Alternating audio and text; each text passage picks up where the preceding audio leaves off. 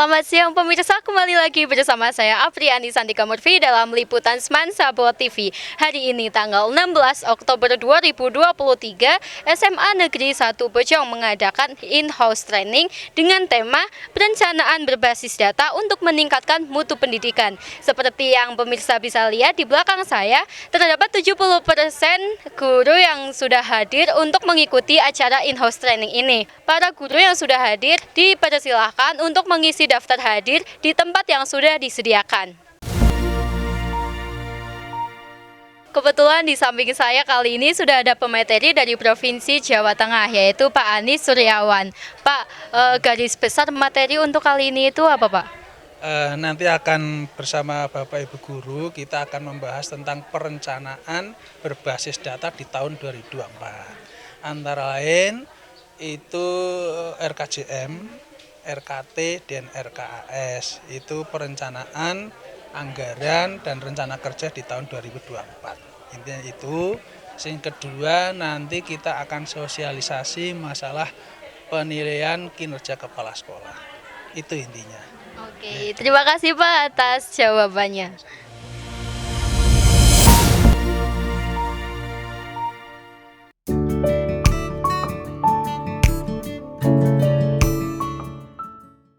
Salah satu tujuan nasional bangsa Indonesia yang terdapat pada alinea keempat Undang-Undang Dasar 1945 adalah mencerdaskan kehidupan bangsa. Dalam upaya mencapai tujuan nasional tersebut, diperlukan sumber daya manusia yang berkualitas melalui media pendidikan.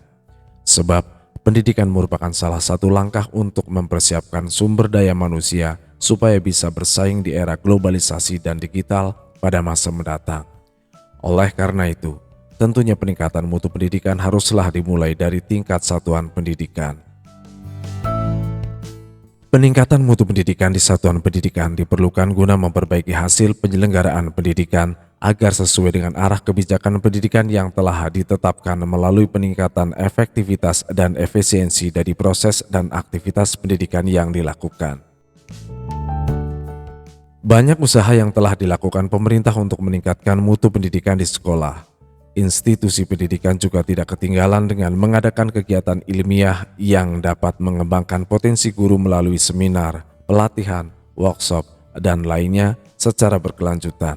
Sehingga guru menjadi profesional yang mempunyai kemampuan meningkatkan mutu pembelajaran di sekolah yang pada akhirnya peningkatan mutu pendidikan akan terwujud dan menjadi kenyataan. Salah satu upaya pemerintah guna meningkatkan mutu pendidikan melalui dana bantuan operasional sekolah. Dana bantuan operasional sekolah merupakan dana APBN yang digunakan untuk mendanai belanja non-personalia bagi satuan pendidikan dasar dan menengah sebagai pelaksana wajib belajar dan dapat dimungkinkan untuk mendanai beberapa kegiatan sesuai ketentuan yang berlaku. Pendanaan biaya operasional non-personel tersebut digunakan antara lain untuk pengembangan perpustakaan, kegiatan pembelajaran dan ekstrakurikuler, kegiatan evaluasi pembelajaran, pembelian alat multimedia pembelajaran, pengembangan profesi guru dan tenaga kependidikan, serta pengembangan manajemen sekolah. Selain itu, dapat juga digunakan untuk penerimaan peserta didik baru, pengelolaan sekolah, langganan daya dan jasa, pembayaran honor, pemeliharaan dan perawatan sarana sekolah. Salah satu upaya pemerintah tersebut diimplementasikan oleh Satuan Pendidikan SMA Negeri 1 Bojong Kabupaten Tegal melalui kegiatan in-house training atau IHT. IHT atau in-house training SMA Negeri 1 Bojong Kabupaten Tegal yang bertajuk Perencanaan Berbasis Data untuk Peningkatan Mutu Pendidikan memang sudah menjadi program yang dirancang oleh kepala sekolah dengan melibatkan semua unsur atau stakeholder. Acara yang dilaksanakan pada hari Senin tanggal 16 Oktober 2023 itu diikuti oleh semua guru dan karyawan SMA Negeri 1 Bojong. Kegiatan yang dilaksanakan dalam 2 sesi itu berlaku sebagai pembawa acara Iwan Widianto SPD MPD, pembaca doa Samsul Ma'arif SPDI, sambutan penyelenggara Nur Sobah SPD, sambutan kepala sekolah Dr. Andes Sunarna MM, dan sebagai pemateri pengawas SMA Dinas Pendidikan dan Kebudayaan Provinsi Jawa Tengah yang berkedudukan di Cabang Dinas Wilayah 12, Dr. Andes Anies Suryawan MSI. Kegiatan IHT ini sengaja dilaksanakan di penghujung tahun 2023 Hal ini dikandung maksud untuk merefleksi dan mengevaluasi kegiatan pendidikan yang telah dilaksanakan, sekaligus sebagai bahan tindak lanjut peningkatan mutu pendidikan di tahun 2024.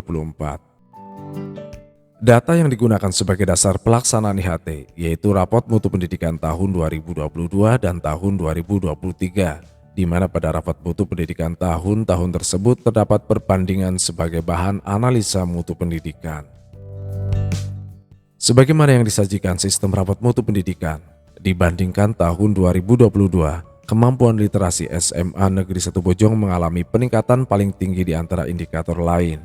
Dari seluruh capaian tahun 2023, iklim kebinekaan menjadi indikator dengan pencapaian terbaik, sementara kemampuan numerasi mengalami pencapaian baik namun masih di bawah standar indikator lainnya. Hal ini disebabkan oleh rendahnya kompetensi pada domain bilangan. Maka, untuk memperbaiki hal ini, melalui peningkatan kompetensi guru dan tenaga kependidikan, serta kebijakan yang menunjang kemampuan numerasi pada domain bilangan. Dalam upaya perbaikan peningkatan kompetensi guru dan tenaga kependidikan, tentu tidak serta-merta dilakukan secara mandiri oleh internal satuan pendidikan, melainkan perlu adanya pihak ketiga untuk secara bersama-sama memecahkan permasalahan, sekaligus melakukan pembenahan serta perbaikan-perbaikan indikator yang belum mencapai target maksimal. Dalam hal ini, Ani Suryawan selaku pemateri memberikan banyak gambaran tentang bagaimana situasi yang dihadapi oleh satuan pendidikan saat ini, sekaligus mempelajari akar masalah dan kemudian memecahkan secara bersama-sama. Dari paparan yang diberikan oleh pemateri, atas dasar rapot pendidikan, ditemukan basis data yang menyajikan perbandingan capaian tahun 2023 dengan capaian tahun 2022 atau tahun sebelumnya.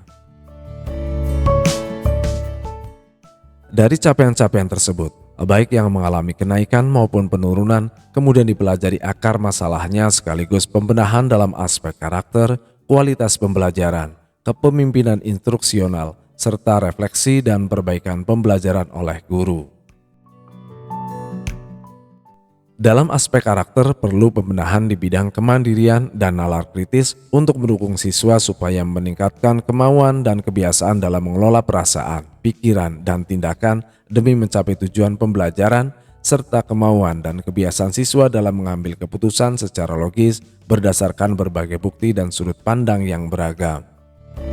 Selanjutnya, aspek kualitas pembelajaran perlu pembenahan dalam metode pembelajaran dan manajemen kelas untuk mendukung siswa melalui praktek pembelajaran interaktif yang sesuai dengan tujuan pembelajaran dan karakteristik siswa oleh guru, pengelolaan kelas yang mendukung pembelajaran, serta penerapan penghargaan dan sanksi secara proporsional.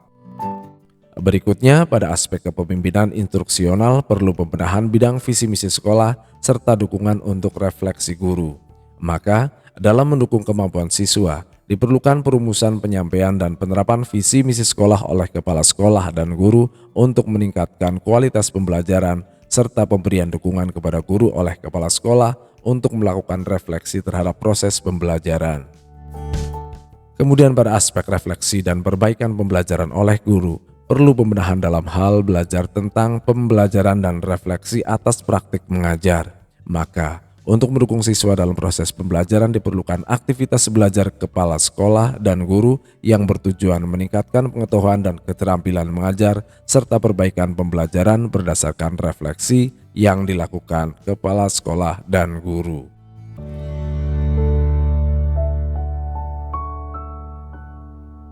Nyaman, inklusif, dan menyenangkan, berpusat pada murid. Program guru, program sekolah itu semua harus berefek positif kepada murid. Jadi yang diupayakan ini biar muridnya itu yang jadi subjek tujuan, bukan gurunya. Kemudian ini tadi kan kebiasaan melakukan refleksi diri. Nah ini Bapak Ibu, ini setelah bisa lewati aja lah ini. Tahapan-tahapannya itu tahap 1, tahap 2, tahap 3, tahap akhirnya itu posisi sekolah ada di sini. Gitu. Aman, nyaman, inklusif, berpusat pada perencanaan program semua harus mengacu pada data-data yang ada dan melakukan refleksi diri. Refleksi guru dan perbaikan pembelajaran terjadi. Nah ini yang mungkin belum terbiasa. Ini yang nanti akan kita Jadi dukungan untuk melakukan itu. Ini yang program sekolah penggerak. Nah, transformasi itu akan bisa terjadi apabila didukung oleh perubahan-perubahan sikap. Yang pertama, perubahan kepemimpinan kepala sekolah.